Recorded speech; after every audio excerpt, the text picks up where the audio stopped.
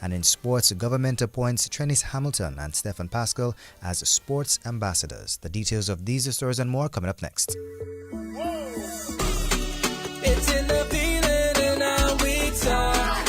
It's in the meaning and our spark. It is the thing that sets us apart. Who we are. 'Cause the rhythm of life keeps pumping.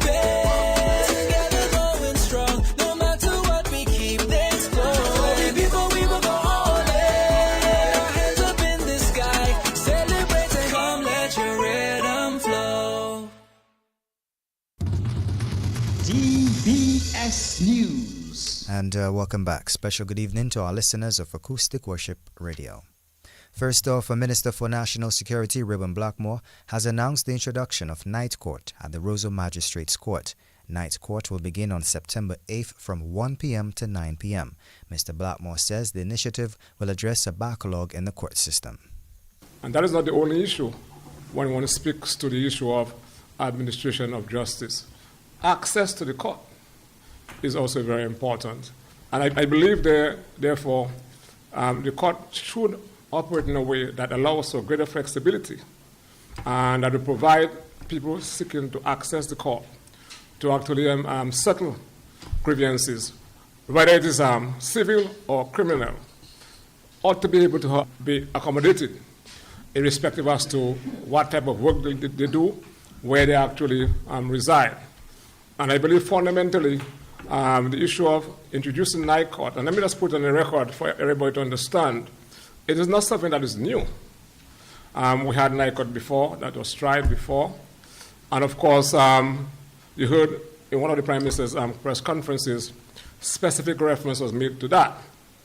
And again, at the last budget presentation, a policy statement was made to the effect that on the second week in February 2025, we will proceed towards commencing night court.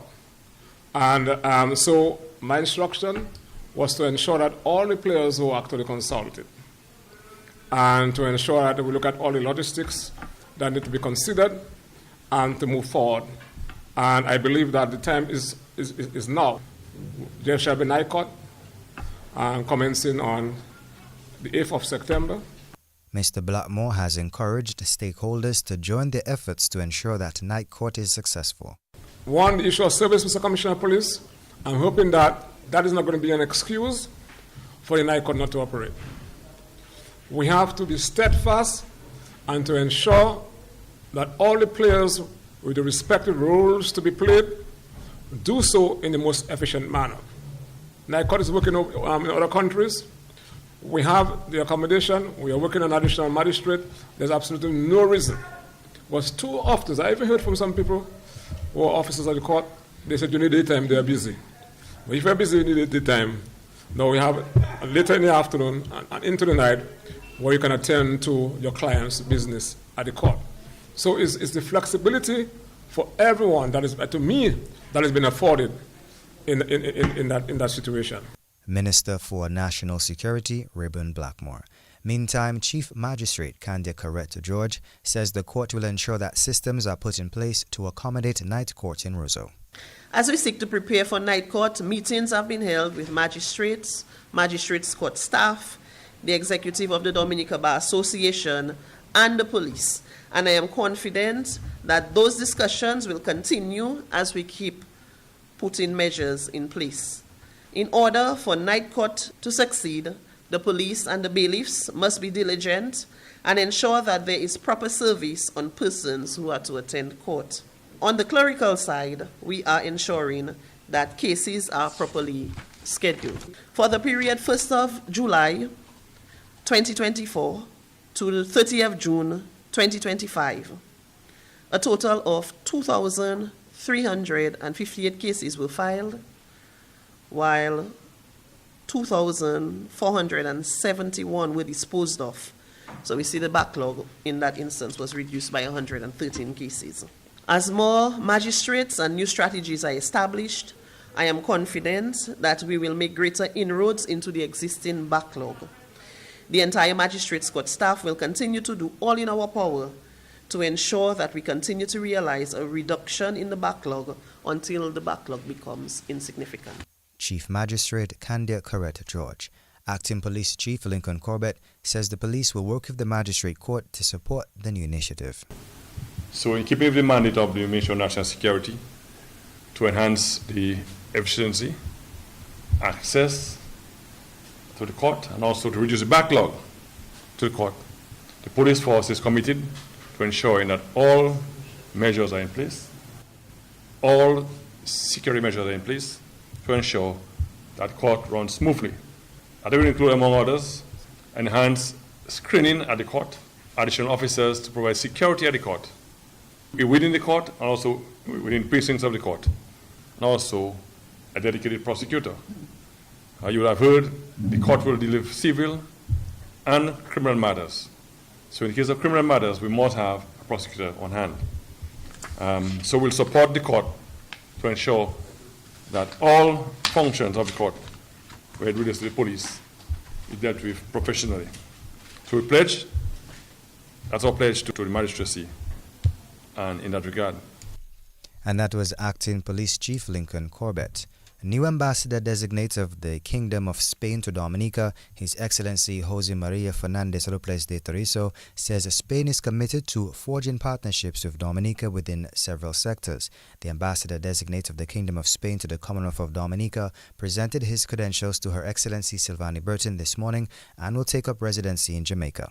From 2023 onwards, Dominica has positioned itself to become the world's first climate resilience nation. And this is an example not only for Europe, but for the world at large, on how to make the best from the worst. And it is with a model such as this in mind that partnerships between us should be forged, sharing know-how, capacity, resources to reap mutual benefits. Spain is one of the 15 most important economies in the world. It is also a rapidly growing economy. In fact, it's the fastest growing economy in the entire European Union. So Spain is a trading and investment powerhouse with extensive experiences in sectors that may be of interest to Dominica. Spain is a world leader in tourism, and its companies have excellent know-how in cutting-edge sectors such as renewable energy, transportation, water management, agribusinesses, and infrastructure construction. I'm determined to explore potential partnership opportunities with Dominica, if you allow me, Your Excellency. The country is also a major producer of culture and innovation based on the strength of the Spanish language, which is now spoken natively by more than 600 million people and enjoys widespread demand as well in Dominica. I assure you, Your Excellency, that it is the intention of my government to continue strengthening the bonds of friendship and maintaining the excellent relations with Dominica as well as with the broader Caribbean area. And that was a new Ambassador Designate of the Kingdom of Spain to Dominica, His Excellency Jose Maria Fernandez Lopez de Torizo. President of Dominica, Her Excellency Silvani Burton, says Spain's commitment to the region's development should not go unnoticed. I have noted and welcomed Spain's expressed intention to strengthen its presence in the Caribbean and to be a steadfast interlocutor for the nations of our region.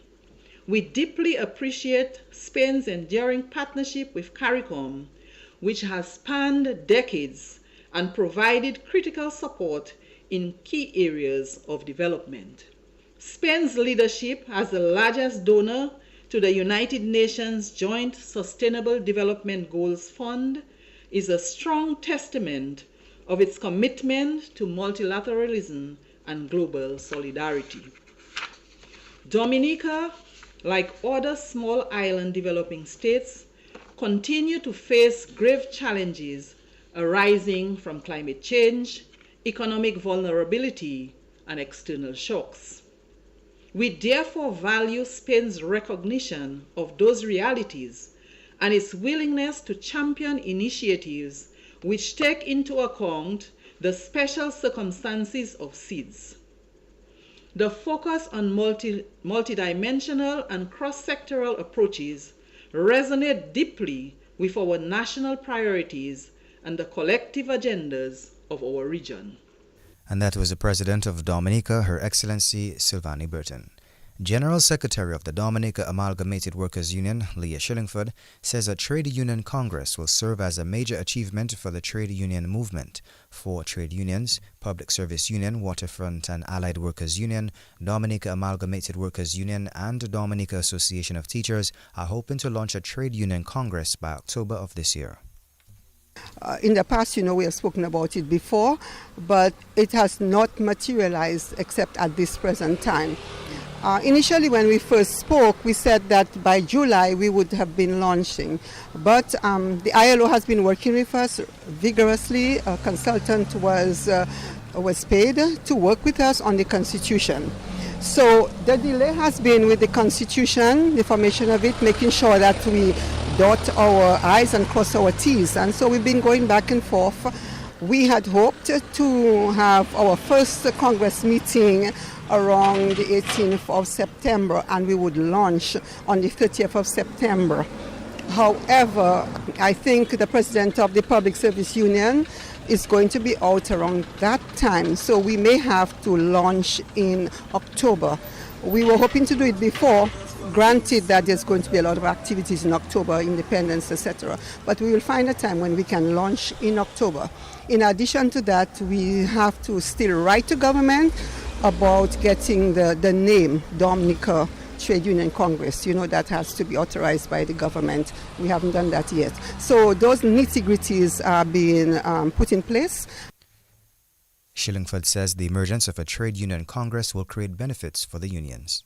Most of it is that the unification of the unions on a unified topic, governmental issues that affect both the government and its people.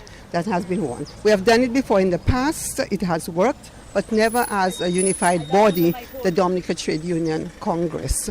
And of course, there are issues that affect each union individually, where we need the support of our other union members to support us.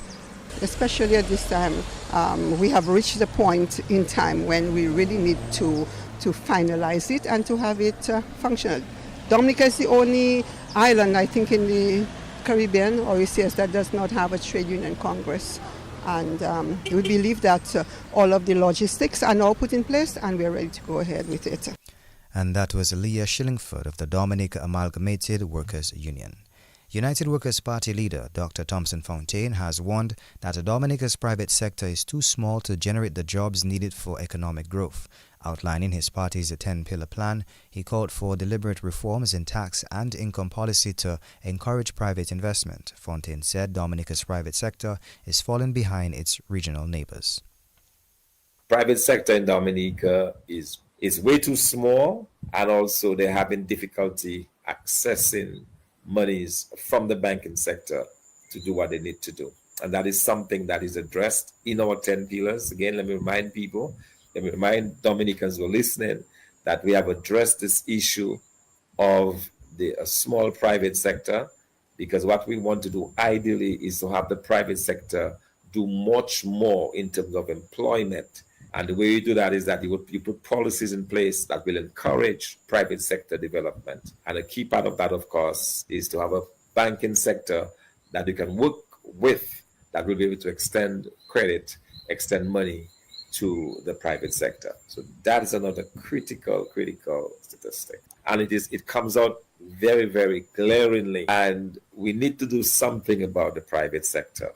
And having a deliberate policy, especially on incomes and tax policies, is where we have to go.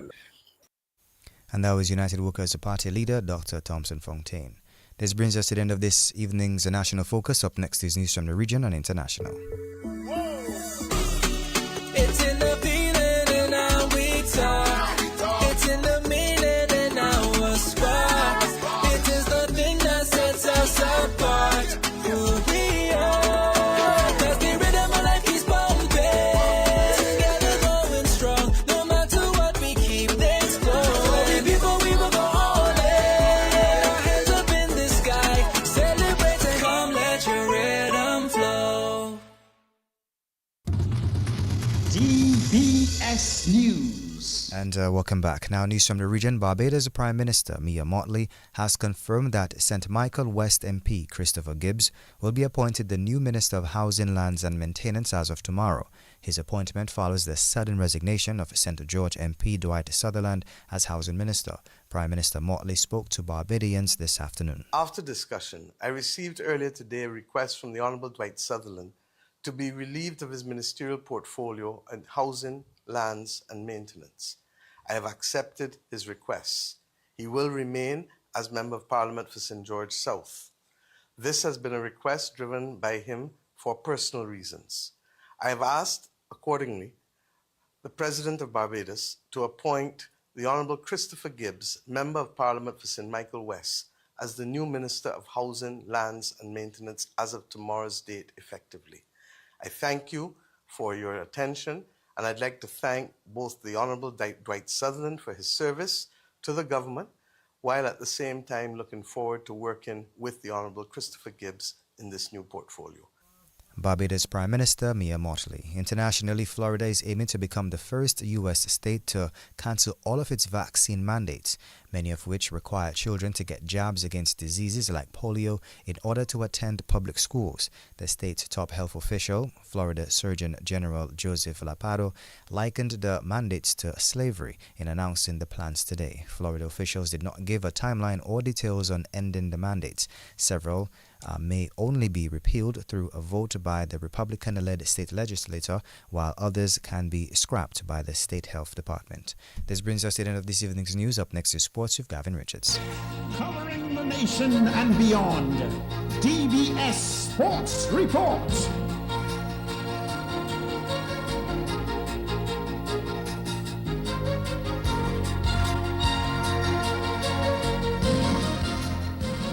Flow's prepaid customers can now unlock big bonus rewards like bonus data, prizes, and more every time you activate a 3-day prepaid plan or larger. Activate a plan, then scratch to reveal your bonus data. Plus, get points for extra prizes. The more you activate, the more bonus data and prizes you can win. Get in on the big bonus rewards when you activate a prepaid plan. Dial *129# or visit topupflow.com to activate a plan today. Well, good evening. I'm Gavin Richards with the DBS Evening Sports Report. Let's begin with news that the former West Indies under-19 captain Stephen Pascal and former Carifta Games gold medalist Trennis Hamilton have been appointed Dominica's newest sports ambassadors. Well, government made the announcement this afternoon, saying the athletes are being recognized for their outstanding achievements and contributions to sport. The appointments took effect from September 1st. Minister of State with Responsibility for Sports, Senator Oscar George, says both athletes are deserving of the appointments. Effective 1st September 2025, Trennis Hamilton will serve as sports ambassador for Dominica. She will be allocated a housing lot and granted a diplomatic passport to facilitate her travels by representing Dominica. Hamilton recently secured Dominica's first ever gold medal at the Junior Pan American Games in Paraguay with a record throw of 17.21 meters in the women's shot put. Stephen Pascal will assume the role of Youth Sports Ambassador effective September 1st, 2025. To further support his professional development, he will receive a monthly stipend to assist with expenses related to his cricketing career. Pascal created history as the first Dominican to captain a West Indies cricket team, leading the West Indies under-19 squad at the 2024 ICC Youth Cricket World Cup in South Africa. The ambassadorial appointments and accompanying benefits form part of the government's ongoing policy to recognize and empower young athletes, ensuring they are supported as role models and given every opportunity to excel. The government of Dominica congratulates Ms. Hamilton and Mr. Pascal on their achievements and look forward to their continued success in their respective disciplines. And that's Minister of State with Responsibility for Sports, Senator Oscar George. Meantime, Sports Ambassador Trennis Hamilton says this is an amazing honor. I am honestly so grateful for this new appointment. I mean, that is something I will definitely hold dear to my heart, being a sports ambassador for the country that I've been competing for since I was a little girl in high school. I mean, I couldn't think of anything better to do. Definitely, I will be taking this new title to Tokyo and giving it all I can on my first international senior field. And I will definitely wear the pride and my heart on my sleeve and go out and represent Dominica that as I always do. And that's Sports Ambassador Trenis Hamilton. Meantime, Youth Sports Ambassador Stefan Pascal says he will represent Dominica to the best of his ability. Well, it's big news. It's actually an honor. A lot of people dream of being an ambassador, and becoming one is something I'm very grateful for. In terms of my career going forward, this will definitely be an added motivation to my already high level of motivation. I feel like it could also be motivation for younger sports persons coming up to see somebody like myself, to see somebody like Chernis getting or becoming a youth ambassador. It will definitely encourage them and motivate them to work hard and, become one as well. So I'm very grateful for the opportunity to become a youth ambassador, and it's something that I will cherish. And that's Sports Youth Ambassador Stefan Pascal. Well, let's move to some cricket news now. Dominica's Alec Athanaze is among a number of West Indians listed in the player draft for the upcoming South Africa T20 tournament. The auction is set for September 9th. Alec Athanaze is currently featuring for the St. Kitts and Nevis Patriots in the Republic Bank CPL, and he had a previous stint with the Barbados Royals. Well, he's played some 60 T20 internationals for the West Indies, recording a career best of 60 against Pakistan in July. Other notable West Indies players entered into the auction are the Test vice-captain Jomel Warrican, Casey Carty, Johnson Charles, Gudakesh Moti, Matthew Ford, Mikael Louis and Jewel Andrew. Rising stars Kadim Aline, Shakir Paris, Johan Lane, Dominic Drakes and Raymond Simmons would also be hoping to be picked up by one of the 6 South African franchises. In total, 541 players have been entered into the auction ahead of Season 4 of the T20 tournament, which bowls off in December of this year. Moving on to football news now, the RC Doctors will be hoping to maintain their position at the top of the Northern Zone as they battle bottom place BAA Sharks as the DFA's Division 1 League continues this evening at the DFA Technical Centre. Well, the RC Doctors have managed 7 wins out of 8 matches and they're sitting in first place with 21 points. They will play the BAA Sharks, who have not yet managed a win so far this season, having lost 5 out of the 8 matches with 3 draws. Well, tonight's game gets underway at 7 o'clock at the DFA Technical Centre. In the other match tonight, Fonkole FC will take on Warner FC at the Dubla playing field. Meantime, taking a look at the point standings in the Northern Zone as the teams continue to push to qualify for the round of 16. The RC Doctors are first on 21 points. St. Joseph FC has 20 points. Kalibishi FC 15. Northside FC, they're sitting in 4th place on 13 points. Fonkole FC, they were there in 5th place on 12 points. Exodus has 11 points. Warner in 7th place on 10. And Marigot, they're holding on to the 8th position with 8 points. The former Premier League side, the LA Stars, well, they have 7 points. Kalinago Warriors 6 points. And the BAA Sharks just the 3 points. Going back to cricket news, the Trinbago Knight Riders will be gunning for that top spot in the Republic Bank CPL as teams continue to position themselves as we head towards the playoff stage. Well, the Knight Riders, they're currently top of the points table on 12 points and will be looking to secure first place to get 2 bites at the cherry as they look to make the finals. Well, they will be taking on the defending champions, the St. Lucia Kings, as that tournament continues tonight. That game gets underway from 7 o'clock in Trinidad. The Kings are in 2nd place on 10 points.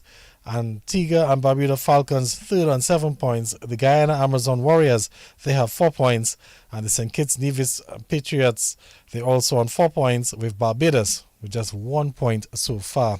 Meantime, taking a look at the top performers to date in the competition. The Trinbago Knight Riders batsman Colin Monroe is leading the run charts with 353 runs.